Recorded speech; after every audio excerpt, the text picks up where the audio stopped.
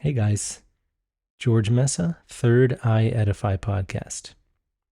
And I was maybe going to do an episode right on the day of 9/11, 2023, which just happened a few days ago, but I felt like maybe it was a bit saturated of a saturated market that day.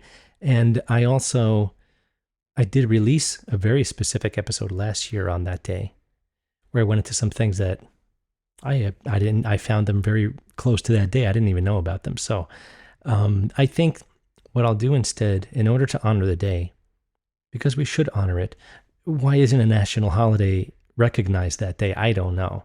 I think it's a little crazy, especially New York City. And being from New York, having lived there most of my life, I was always surprised that New York City had any activity that day. The whole thing should be shut down. I know that's a hard thing to do, but don't you agree? So instead of talking directly about the event, I thought I would talk about things that seemingly led up to that event in entertainment, more specifically video games, because it happens to be a subject that I have much expertise in more ways than one, not just a player, but a historian in some sense, I guess. And the first-person shooter genre really amped up a few years before 9/11. And I'll discuss those things in just a moment. But where did it all start, right? I think almost anyone that does know about this genre, the first-person shooter genre, is well aware of Doom and Wolfenstein, made from the same company, ID Software. And Doom had a lot of predictive things in it that I really didn't realize when I was younger. But I love the game, and I really think it's an amazingly well-made game. It really is. And it's hard for me to say that now because I'm promoting the opposite. I'm promoting that you don't find yourself consumed by these games. Games with subtitles like Hell on Earth and taking place on Mars with, alien demons and human, hybrid alien zombies. It's clearly there's a lot of Mars talk nowadays, isn't there? There's a lot of talk about the evils of the world, portals to hell. So killing a bunch of alien zombies with the intent to, save the world is always a fun thing to do when you're a young kid or an adult with nothing left to do but that for your pastime, considering how big video games are nowadays. And I've talked about this in other episodes, so I'm not going to go into the details that I did, but revisit some episodes I mentioned, Transformers and a few other ones around that time. Video games have been used to simulate lots of things. I want to remind everyone about this. It's not just plugging in a PlayStation or a PC or an Xbox or a Nintendo Switch or whatever. There are many different ways that video games exist. There's driving and flying simulations. A lot of these professional pilots, for whatever airline you want to mention, they are trained on simulations. They work out a lot of the kinks in the video game. And I think that shows how powerful of a medium it is. And of course, I want to prove to you that it's powerful enough to bend the minds of entire cultures. Points I have made in the past about different things, of course. But there's even simulation games about life. I'm sure you've heard of The Sims and other games like it. Maybe one of them is called Second Life. Video games can simulate lots of things. They can also simulate war. And first-person shooters are absolutely primed for this design. Now, Doom wasn't necessarily that. But people that played that may have grown into other games that are more popular nowadays. Fortnite, of course. And that game, again, I have discussed in the past. I won't mention it here today. I'm going to focus on two other titles that really took the helm and brought the first-person shooter genre right to the forefront to be the most popular style of video game, in my opinion, right now. And that is Medal of Honor and Call of Duty. Between those four games alone, Doom, Fortnite, Medal of Honor, and Call of Duty, I'm sure, even if you've never, ever played a video game, that you know at least one person who plays or has played these games. Now, because they keep making new ones all the time. So it all started with Medal of Honor. And this game came out in 1999. And it was made by people who you would be very interested in. And before I even show that, just take a look at this article that just came out recently, right? Xbox sales jumped 76% on the launch of a game called Starfield from a very impactful company called Bethesda, a company whose one of their games I played about 5 or 6 years ago, and I had to become a member of Bethesda's online community just to be able to play the game. A one-player game, not online. I had to sign up for something and agree to have my data of how I play and when I play the game taken in order for me to even turn the game on and play it.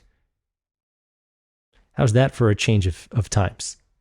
Where you could just put a cartridge in and play whatever you wanted to do. Now you actually have to sign up to play a game, even if it's just the at-home private one-player mode.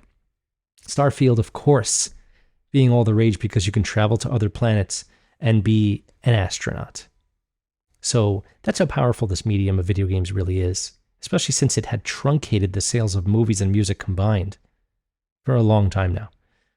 And it's no exception.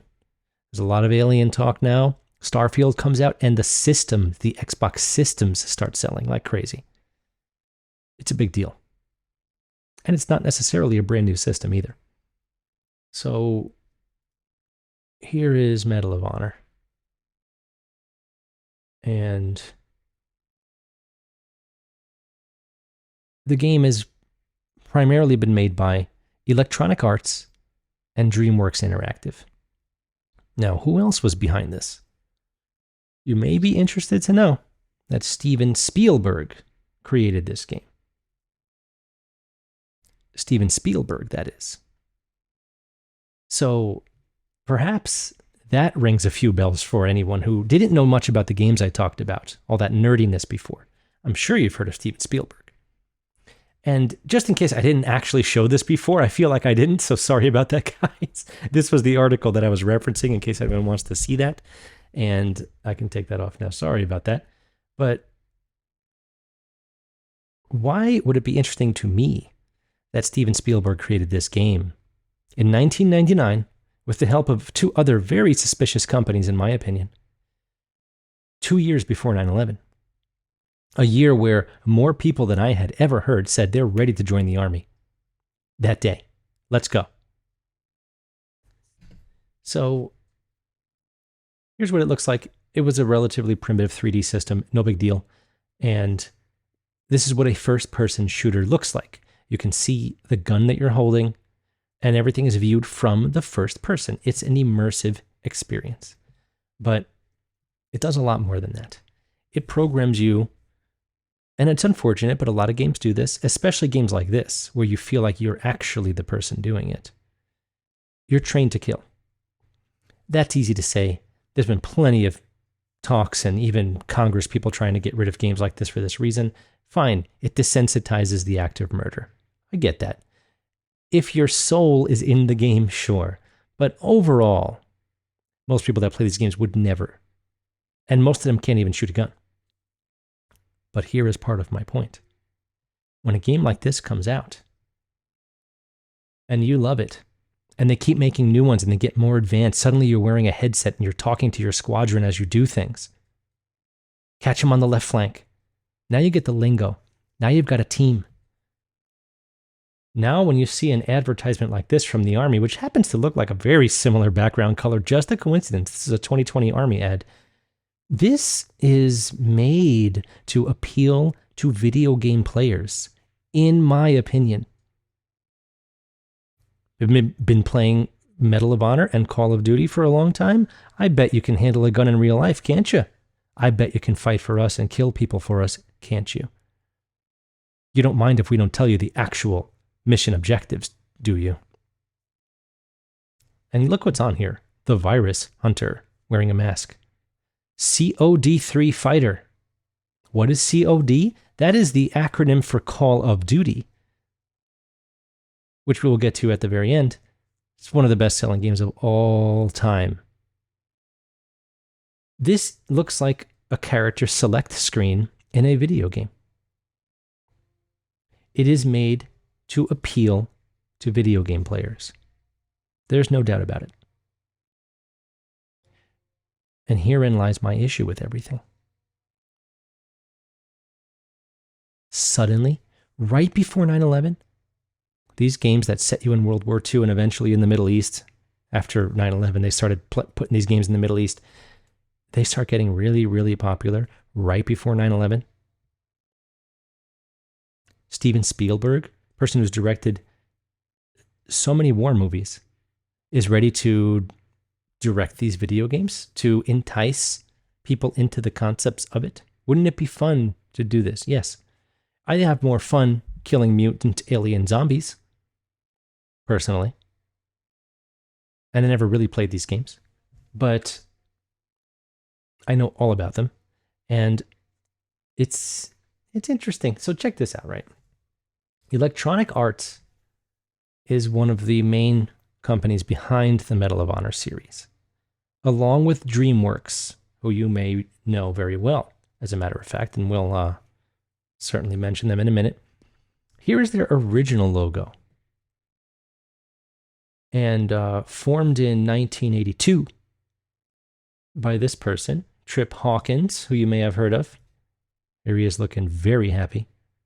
He left Apple in 1982, the year I was born, to start Electronic Arts. And I always was wondering about this logo when I was younger, because I said, where is the O in the middle? What is this? This is, guess what? The O is meant to be a globe. This was confusing to some consumers, so they did change it eventually, but it's a square and a circle and a triangle. This goes into sacred geometry. Here is a triangle with a square in it with a circle in it. This is EA. This is what Electronic Arts logo is doing and saying. It eventually changed to just EA, Electronic Arts. And I'm sure a lot of you, again, have almost 100% definitely seen this logo or heard of this company. They've been doing it forever.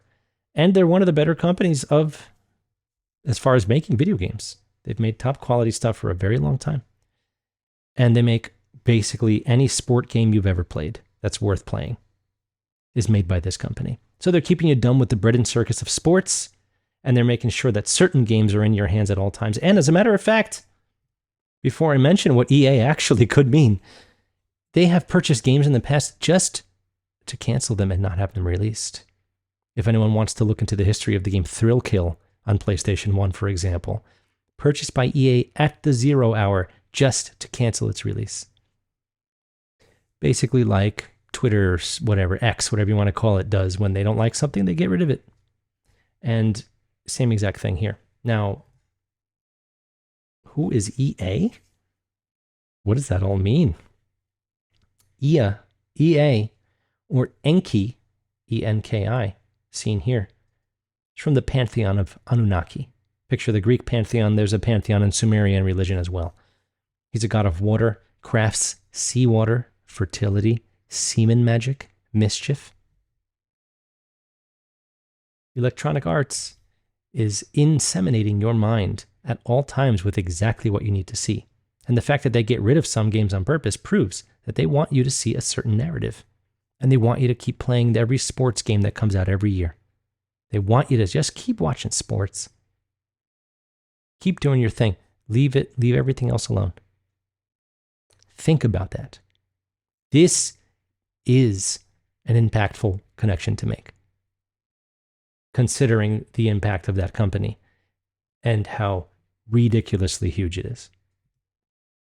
So like I said, good old Steven Spielberg, right at the forefront of all this, makes the first 3 Medal of Honor games. And eventually, in a Medal of Honor game that came out in 2020, that did not have to do with Spielberg himself, but all the other companies, it is the only game to have won an Oscar. Now, if you don't mind me nerding out for just one moment, why didn't Metal Gear Solid get an Oscar on PlayStation 1 when they come out, 97? That game deserved an Oscar. This stuff, I'm not sure. So, anyway, he worked in part with DreamWorks. He's the co-founder of this company, along with Amblin Entertainment.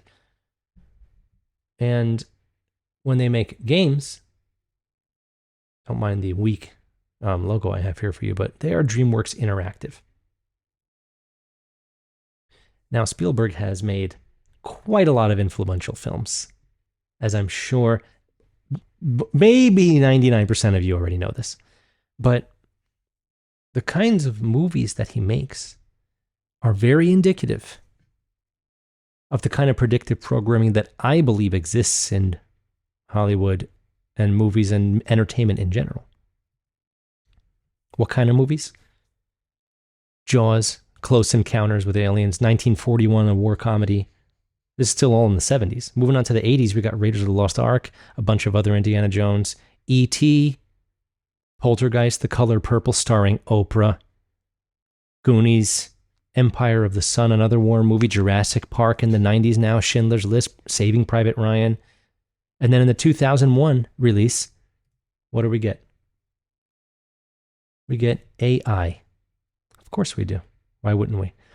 We're into these two-letter companies, aren't we? And we're into these two-letter names, E.T., AI. He's always pushing for these things that just happen to be coming true, at least in the narrative. Minority Report, pre-crime. Now, it was predicted by, some people that had the foresight to see ahead of time, to see ahead. But pre-crime has certainly been an issue since COVID, hasn't it? People being arrested just for typing something or just for searching for something. That's being arrested for a pre-crime. Minority Report was all over that, and Spielberg, of course, was the director. He did a remake of War of the Worlds, one of the largest propaganda campaigns of all time. Warhorse, Bridge of Spies, Ready Player One, which was doing its best to predict the future of video games. And this movie called The BFG, Big Friendly Giant, but the BFG, excuse my French, is the big fucking gun that you can get in Doom. So I think that's pretty funny coincidence there. The PFC, pretty funny coincidence. All right, that was lame. I'm sorry. So what about DreamWorks, right? Has DreamWorks been giving us the same level of predictive programming that Spielberg alone has been giving? Some of those movies were all released in DreamWorks because, like I said, Spielberg co-founded DreamWorks. But, oh, that ain't the picture I meant to show. But if you think more about this logo, just first of all, it's a moon, the kid fishing in a sea of nothing. And they've had so many different predictive programming movies also. A lot of war ones. I'll skip over the war ones. I wrote them all out. I'm not going to say them all. But we have Deep Impact, which was, of course, about an asteroid hitting Earth. Spielberg was the executive producer. Paramount was also involved. Paramount releasing some of the worst things for kids at this point on Paramount Plus, as I said in a previous episode. That movie Ants, pretty much like war ants, but they were saving their colony from drowning. And then the next year, this movie comes out called In Dreams, where there's an underwater city. Like in Atlantis, I assume. I didn't see it. I don't know. American Beauty, Gladiator, Chicken Run, Almost Famous, Meet the Parents, Castaway, Shrek, The Ring. Didn't know that one was theirs, actually. Red Eye came out. Don't Fly, in other words. Wallace and Gromit. There's tons of programming in that show, and I'm sure in that movie too. Cowboys and Aliens, Monsters and Aliens, Captain Underpants, Need for Speed. Captain Underpants, I was prepared to enjoy Captain Underpants, and I had seen it because I have lots of kids in different ages, and there is so much predictive programming and just overall programming in it. From the Einstein to the outer space, it's all there. And why did I just name tons of movies? I want to show you that the people that made Medal of Honor have been showing us movies that have been doing their very best to make sure we believe in aliens, that we believe in outer space, that we believe in dinosaurs. Jurassic Park is on the list. I don't know if I said Jurassic Park. To be ready and willing for war. Be ready for an asteroid to destroy the whole planet. And then they go ahead and they make Medal of Honor in 1999. And people are freaking out and loving it and can't wait to do it themselves. Who didn't want a gun after that? Go to war? I feel pretty ready for it now. This is where this goes. This is my main point of contention here. It spawned another series, in my opinion, a spiritual successor, and maybe it is, maybe it isn't, but suddenly this game Call of Duty comes out in 2003. And here's the good old Uncle Sam pointing at you. Funny enough, the acronym here is COD, Call of Duty. Codfish, or it kind of looks like God if you keep looking at it. Just a coincidence, I'm sure. Not thinking about it. No big deal. Made by Infinity Ward. And you get to see the vision of an atom behind them, something that's not necessarily proven. As always, this is the Guinness World Records best-selling first-person shooter of all time. And it's the best-selling US game of all time. And it's the fourth best-selling game of all time, which means a lot because, like I said, movies and music combined don't sell as much as video games do. It matters a lot to these companies that you see what they have to offer. Trust me. It plays just like Fortnite now, also in the Battle Royale style. 100 people get dumped into an arena and see who's the last man standing. So I thought that was curious too. And they also made the idea of killing Nazi zombies very popular, as some of you may know. Infinity Ward sold this game after it was owned by Activision Blizzard, who was just a behemoth of a company at this point, and they sold it to Microsoft. Are we even surprised that these companies I keep naming are so intertwined with each other when it comes to war propaganda? And Sony also recently agreed to a 10-year deal with Microsoft so they could both have the games on their systems. The Call of Duty series. It's that important. And I always remember it was called the Console Wars when I was younger. The warring consoles, Sega and Nintendo, or Sony and Microsoft. It's just how it goes, right? Pick a side. Pepsi, Coke, Democrat, Republican. Even the very first video game in 1962 was called Space War. Double propaganda, space and war. And an exclamation point in the title, Space War. Killing me, man. And they even boasted the way a game controlled is that there was a gravitational center. And that you would take your ship and the pull would come from the center and you had to figure out how to maneuver the game, which made it more interesting than, let's say, something like Pong, which came out many years after that, actually. So, having said all this, having had the chance to give you as much information as I felt necessary about these companies and the games that they make. And remember that ad I showed you. I think this really matters. I really do. Just look at this. This is absolutely 100% created to appeal to young video game players. Younger video game players. If you're not old enough to go to war yet, this at least is appealing to you. And that ain't good. At all. Because the news is doing its best to suggest a hot war with Russia, North Korea, China, whoever you want to name. Whoever the flavor of the week is. They're pushing for something. And everyone that plays these games is being monitored because they have to sign up for that company's program where you instantly click agree and all of your data is taken.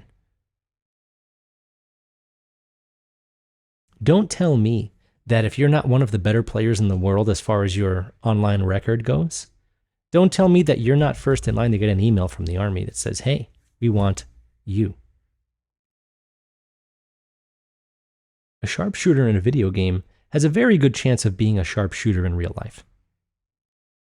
and having killed many, many thousands of people in a video game world does indeed desensitize you for the act of doing it in real life. And when it's Russia bad guy, of course, you're doing it you're protecting everyone else, right? By killing a bunch of others. It's all propaganda. We should not be killing each other. And I was unfortunately part of an era that was raised on actually murdering things in video games, sometimes quite brutally. And that's what I mean by the title of this. We are gamed at every level in so many different ways. But we are gamed by gaming. And they're looking for the expendable youth. Because they need bodies. And this may sound very dark, and it is. But that's why I felt compelled to make this. These games came out 2 years before and 2 years after 9/11.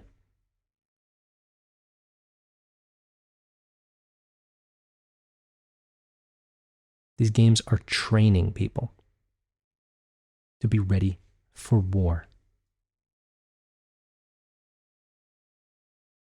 And they're made by people and companies that prove that's exactly what they're trying to do. We have to drop our heroes, especially in the form of entertainment. It's a club you're not invited to. It's a show you can't get a ticket for. But you can sit in the comfort of your home and have a great time. Potentially don't even sleep sometimes because you're just doing it all night. You know, I was talking to my wife and I was thinking about how TV used to stop. 8 p.m., 10 p.m., nobody was there to broadcast the channel any further, and the channel had nothing. There was nothing for you to watch. TV was done. Time to go to sleep. Allow your circadian rhythm to exist. Video games changed that. Video games could potentially make your television active for 24 hours before 24-hour television. It was up to the parents. But they were too dead tired from both working by that point. It was too late. Everything connects. Everything makes sense if you look at it with a nefarious eye. Because that's how they operate. And this is a small portion of how they do their best to take over the masses, the entire culture of people, the entire world, and put their minds in a certain place. I feel like they can do certain things and that everything is a certain way.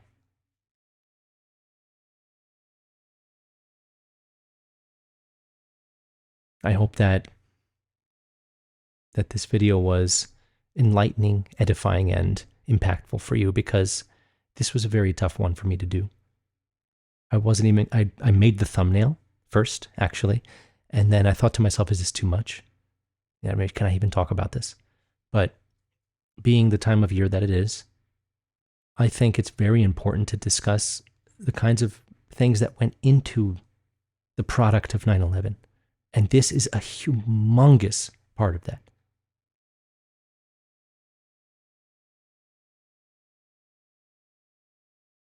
Anyway, thank you so much for listening.